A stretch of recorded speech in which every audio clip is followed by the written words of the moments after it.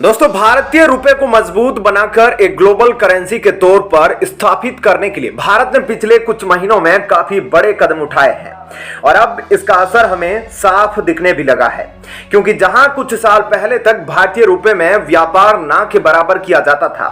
अब उसी भारतीय रुपए का इस्तेमाल हम क्रूड ऑयल की खरीद के लिए कर रहे हैं, जो अपने आप में काफी बड़ी उपलब्धि है। लेकिन आज अंतर्राष्ट्रीय स्तर पर भारतीय रुपए की सफलता से जुड़ी एक ऐसी खबर निकल कर आ रही है जिसे अमेरिकी डॉलर के बुनियादी ढांचे तक को हिला दिया है। वहीं भारतीय रुपए ने जिस तरह सफलता पिछले कुछ समय में हासिल की है, यह देखकर अब अमेरिका समेत सभी यूरोपियन देशों को इस बात का अंदाजा लग चुका है कि आने वाले कुछ ही सालों में भारतीय रुपया एक ग्लोबल करेंसी के तौर पर सामने आ सकता है, जिसका इस्तेमाल न सिर्फ साउथ एशिया बल्कि खाड़ी देशों और अफ्रीका तक में किया जाएगा, जो भारतीय अर्थव्यवस्था को न सिर्फ अमेरिकी डॉलर से आजादी दिलवाएगा बल्कि भारत को काफी स्थिरता भी प्रदान करेगा, जिससे भारत एक आर्थिक सुपर पावर बन सकता है। क्योंकि रुपए के मामले में भारत और अमेरिका को कड़ी टक्कर दे रहा है और भारत ने हाल ही में इतने वोस्ट्रो अकाउंट खोले हैं जिसका आप अंदाजा भी नहीं लगा सकते,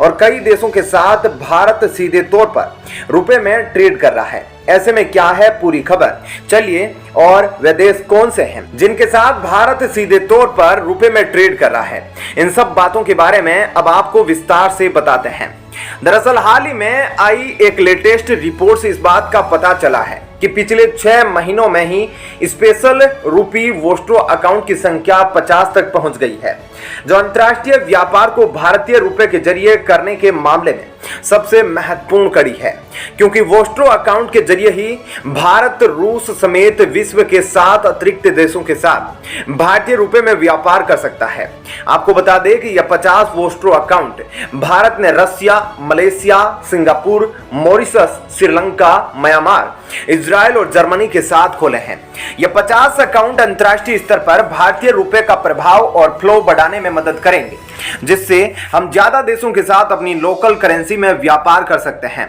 और इसका सबसे ज्यादा फायदा हमें रूस के साथ हो रहे एनर्जी ट्रेड में मिलता है, जो फरवरी के आंकड़ों के हिसाब से भारत की कुल ऑयल सप्लाई का 35% तक पहुंच चुका है। ऐसे में आप अंदाजा लगा सकते हैं कि लोकल करेंसी में व्यापार करना कितना ज्यादा फायदेमंद हो सकता है, क्योंकि यह सिस्टम न सिर्फ स्वतंत्र है बल्कि काफी तेज भी है। इतना ही नहीं बल्कि रूस के साथ रुपए रूबल ट्रेड मैकेनिज्म की सफलता के बाद अब भारत यूएई और सऊदी अरब जैसे खाड़ी देशों के साथ लोकल करेंसी में व्यापार के लिए एक मजबूत मैकेनिज्म स्थापित करने की तरफ कदम बढ़ा रहा है, ताकि हम भारतीय रुपए का इस्तेमाल करके खाड़ी देशों के साथ भी व्यापार कर सके, जो भारत के लिए अमेरिकी डॉलर को काउंटर करने में एक काफी बड़ा माइलस्टोन साबित होगा। साथ ही यूएई के साथ तो भारत लगातार बातचीत कर ही रहा है ताकि रुपए दिरहम ट्रेड को एक हकीकत बनाया जा सके,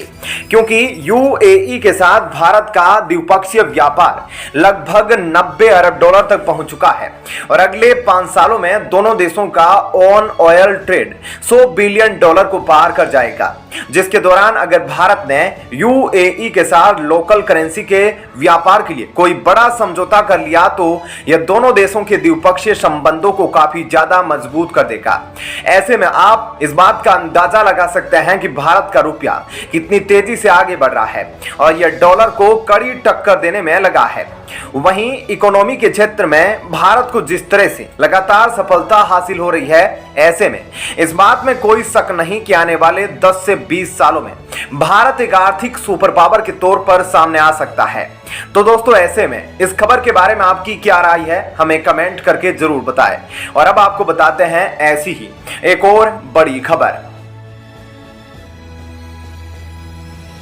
दोस्तों, पश्चिमी देशों को इस बात का घमंड है कि भारत भले ही आज भारत के नाम पर कई हथियार और रक्षा उपकरणों को स्वदेशी रूप से बना रहा हो, लेकिन फिर भी भारत को उनके जरूरी कंपोनेंट वेस्टर्न देशों से खरीदने होते हैं।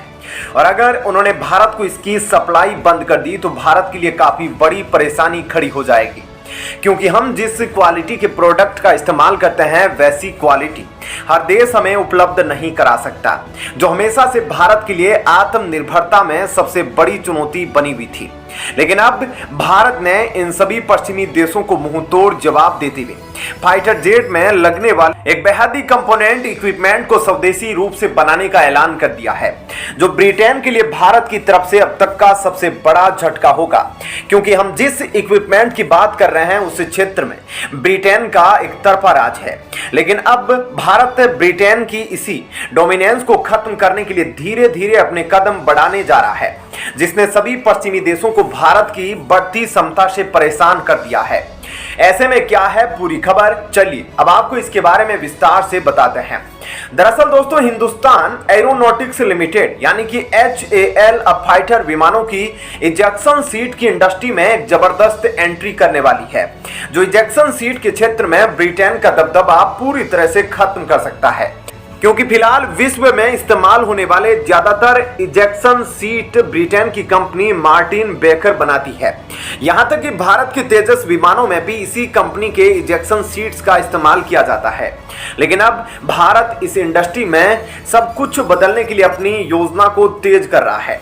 HAL किसी भारतीय प्राइवेट सेक्टर कंपनी या किसी एक नेशनल मैन्युफैक्चरर के साथ मिलकर एक स्वदेशी इजेक्शन सीट का निर्माण करेगी, जो भारत के सभी फाइटर जेट्स विमानों में इंटीग्रेट किए जाएंगे। इसका सबसे बड़ा फायदा हमें हमारे विमानों को एक्सपोर्ट करते समय मिलेगा, क्योंकि आपको यह बात जानकर हैरानी होगी कि ब्रिटेन ने कई देशों पर प्रतिबंध लगाए हुए हैं, जिसमें अर्जेंटीना भी शामिल है। ऐसे में भारत अगर अपने तेजस विमानों को अर्जेंटीना को सप्लाई करेगा तो उन्हें उसमें से सारे ब्रिटिश कंपनियों को हटाना होगा, जिसमें इजेक्शन सीट एक काफी बड़ा कंप्लेंट है। ऐसे में भारत ये बात अच्छे से समझता है कि भले ही यह परेशानी हम छोटे स्तर पर महसूस कर रहे हैं, लेकिन भारत जब रक्षा निर्यात के क्षेत्र में अपने कदम आगे बढ़ाएगा तो एक से ज्यादा देशों को हम अपने फाइटर विमान सप्लाई करने की तैयारी करेंगे।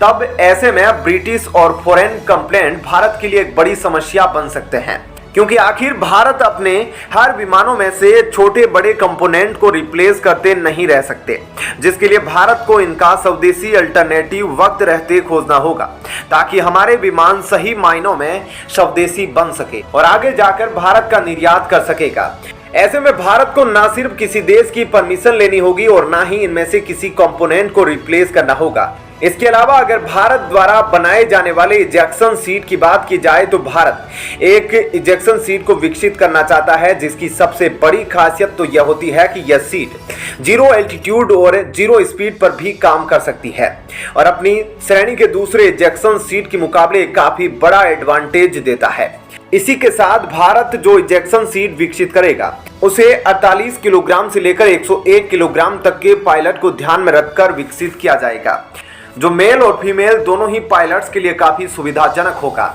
इसके साथ ही इस इजेक्शन सीट पर हाइट की रिक्वायरमेंट भी 5 से लेकर 6 फीट तक होगी, जो भारतीय पायलट के लिए सूटेबल होगा। ऐसे में यह देखना दिलचस्प होगा कि कैसे अब भारत लड़ाकू विमान ही नहीं बल्कि इनके अंदर लगने वाले कंपोनेंट को भी स्वदेशी रूप से विकसित करने की तरफ आगे बढ़ रहा है, जो भारत की आत्मनिर्भरता की तरफ एक काफी बड़ा माइलस्टोन होगा। तो दोस्तों, ऐसे में इस खबर के बारे में आपकी क्या राय है, हमें कमेंट करके जरूर बताएं।